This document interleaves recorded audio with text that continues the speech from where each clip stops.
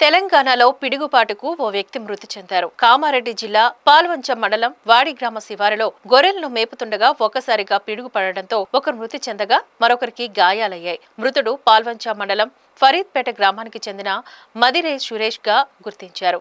గాయపడ్డ మహేష్ ను చికిత్స నిమిత్తం కామారెడ్డి ప్రభుత్వ హాస్పిటల్కు స్థానికులు తరలించారు. ఈ ఘటన మీద పోలీసులు కేసు నమోదు చేసి దర్యాప్తు చేస్తున్నారు.